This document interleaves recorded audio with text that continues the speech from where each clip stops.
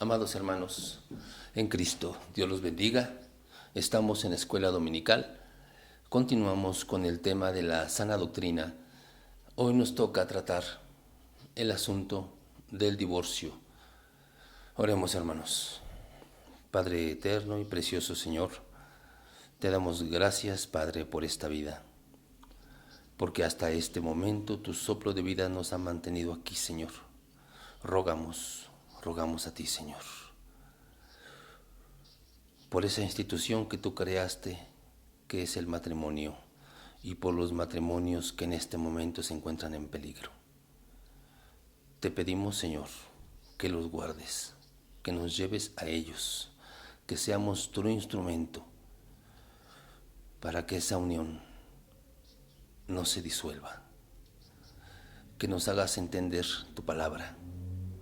Te lo rogamos en el nombre poderoso de Cristo Jesús. Amén.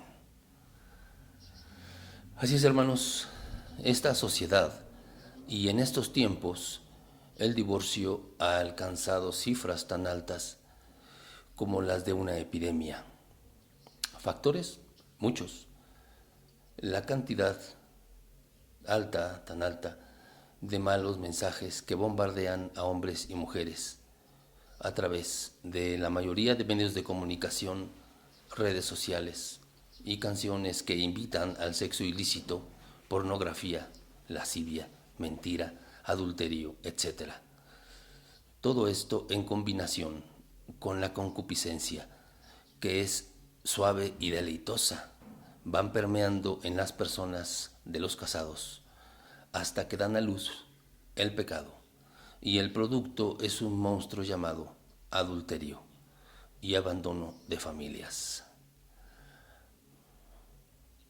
Debido a la proliferación de los divorcios y los problemas legales y familiares, que la ley del hombre pues se ha modificado, se ha movido en la dirección de facilitar el proceso, permitiendo el divorcio sin ninguna causa.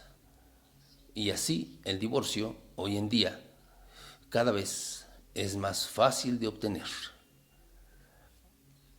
La palabra de Dios no es superficial al tratar el divorcio. La enseñanza de Jesús sobre el tema está planteada en el contexto de un debate de primer siglo entre las escuelas rabínicas. Los liberales y los conservadores mantenían un largo desacuerdo sobre las bases legítimas para el divorcio.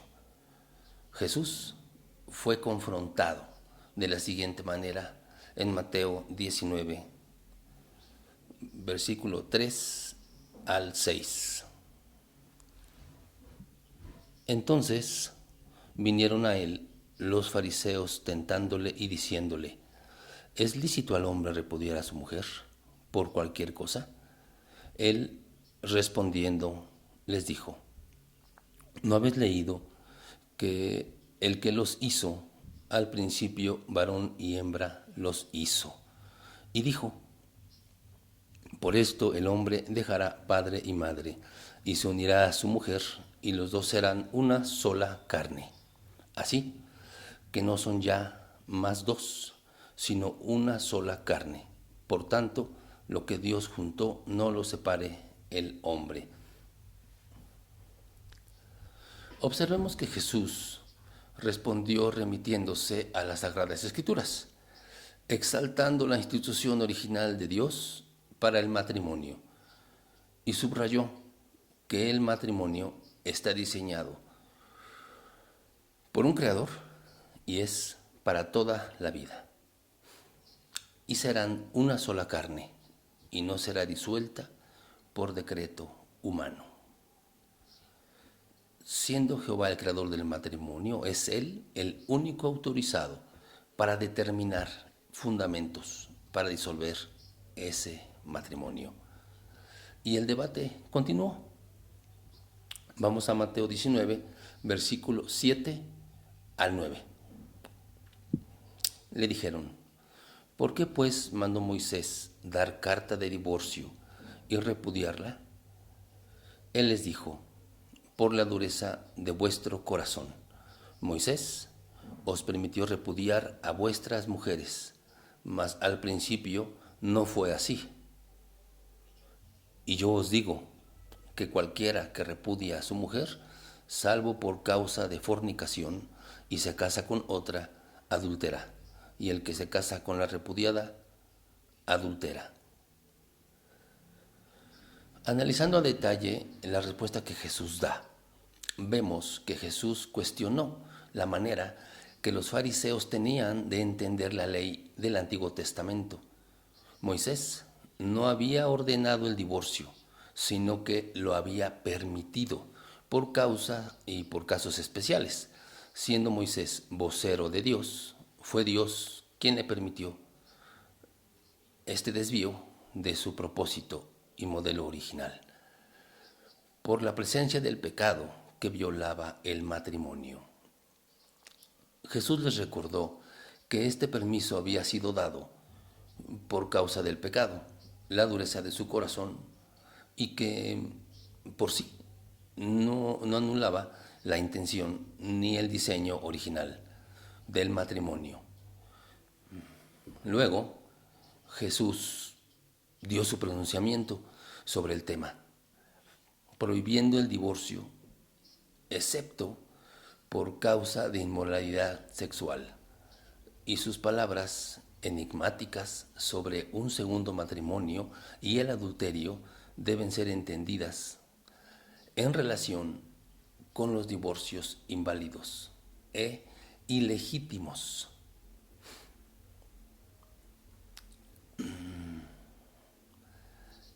Si se permite el divorcio en los casos que Dios no lo permite, entonces la pareja sigue casada a los ojos de Dios.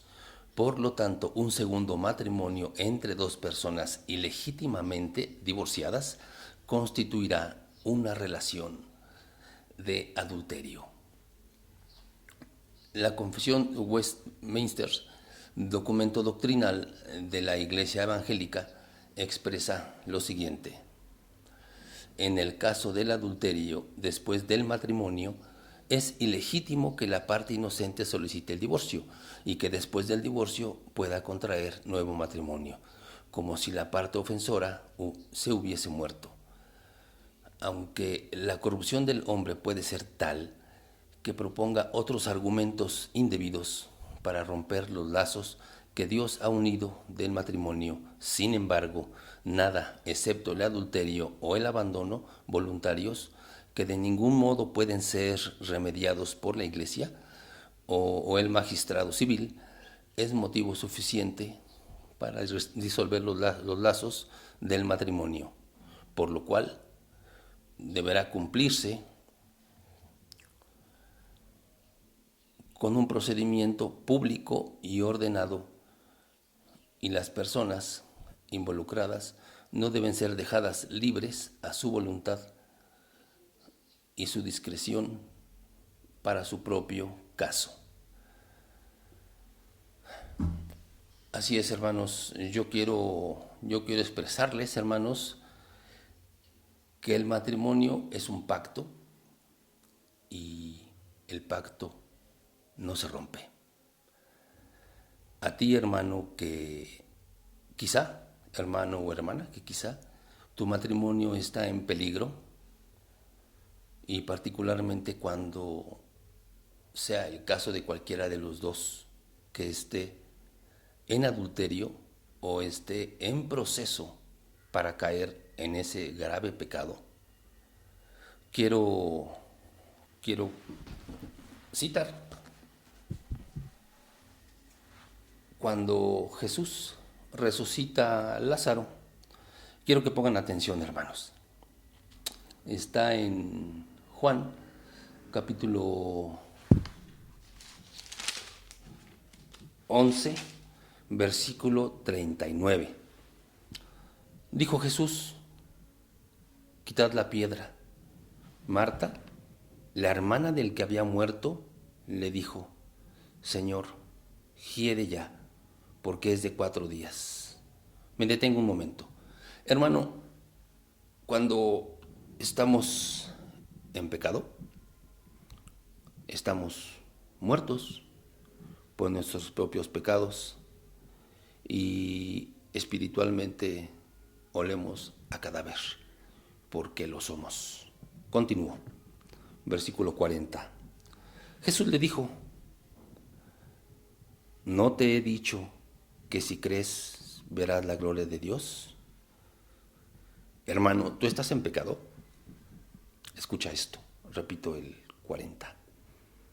Jesús le dijo: ¿no te he dicho que si crees verás la gloria? Pues cree y verás la gloria.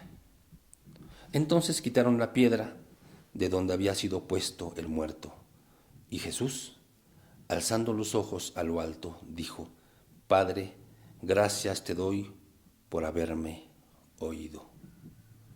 Así somos alcanzados nosotros, porque Jesús clamó al Padre cuando estábamos muertos en nuestros delitos y pecados. Y si esta es tu condición, confía en Jesús, busca a Jesús y encontrarás esta respuesta. Me brinco hasta el versículo 43 y dice: y habiendo dicho esto, clamó a gran voz: Lázaro, ven fuera. Y el que había muerto salió. Me detengo. El que había muerto salió, nosotros, cuando Cristo clama al Padre y nuestra vida es alcanzada y viene nuestro nacimiento. Pongan atención, hermanos, pongan atención, porque el hecho de haber nacido de nuevo, sí, ya resucitamos de nuestro antiguo estilo de vida. Pongan atención.